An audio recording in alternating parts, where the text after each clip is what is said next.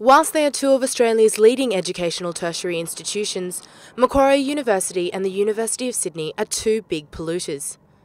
With over 37 and 49,000 students respectively, each university has undergone changes to accommodate for a sustainable culture, but in very different ways.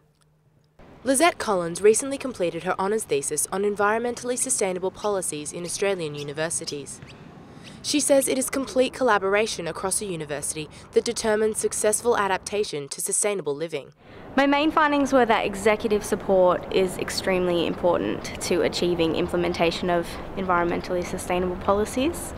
So it's important that the VC in particular, as the head of the university, is personally supportive of those policies, but then that he also demonstrates, he or she demonstrates a financial backing to those policies and to those sustainability teams.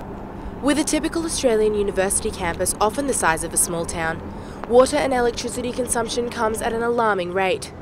Add waste production to the mix and you've got a big environmental consumer on your hands. From that perspective, it's really important that they're considering the environment in their operations. The other perspective is that they're obviously the gateway to future generations. This is where students are learning, this is where they're getting their job opportunities, this is where they're engaging with other students on a daily basis and setting up the relationships and setting up the rationale in their own mind about how they're going to conduct themselves for the rest of their lives. But are the two universities hitting the mark? Lizette's research highlights the contrasting approaches each university is taking to achieve sustainability and the challenges they both faced.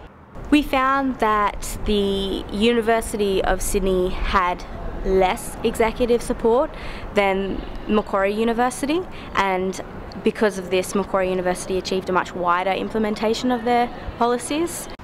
Belinda Bean is a Sustainability Officer at Macquarie University, and she maintains the importance of the executive VC support. It's been pretty critical. You need to have that top-down, but you also need to have that bottom-up approach. But where their executive support is thriving, it's rallying the student body that's been the bigger challenge. So that's been sort of a work in process. When we first started, we were doing lots of workshops and forums and energy efficiency 101 style seminars, and we were getting roughly 10 to 15 people in each of those, which made me want to pull my hair out. Even though Macquarie University had a much wider implementation of the sustainability policies, that wasn't found to be necessarily linked to stronger student support for those policies. Whilst Macquarie has struggled with a less active student population, the student body at the University of Sydney is crying out for the sort of executive support present at Macquarie. Green Campus Now was a campaign run by the University's Student Environment Action Collective that ran for 2 years, calling for 100% renewable energy on campus. But as Amelie Vanderstock of the collective reveals, the executive response was less than warm. The Sydney University, being the way it is, was quite unreceptive to that campaign bureaucratically. Sydney University is particularly unreceptive to our campaigns, even when they say, show us that students are really interested, and we showed them. They just don't really listen.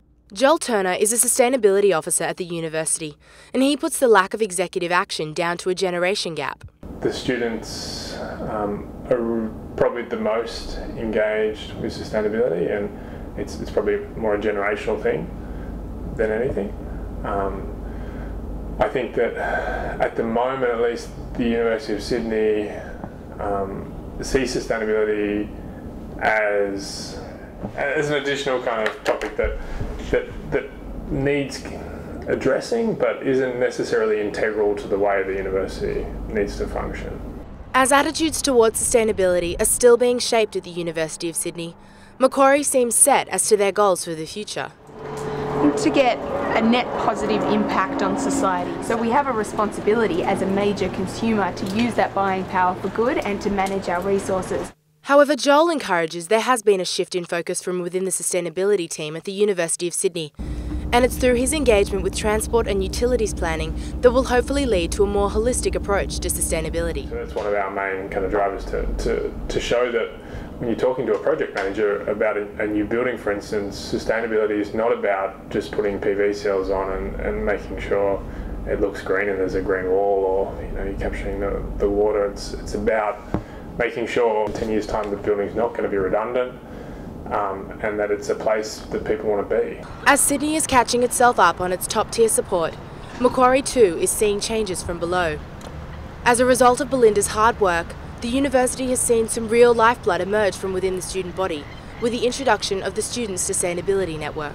So now, rather than running these forums myself, these students, if it's something that they think is important to their peers, they're running it themselves, and I'm just building their capacity. As a student ambassador, Amelie continues to fight for the sort of support offered at Macquarie, but maintains that she and her peers haven't lost hope.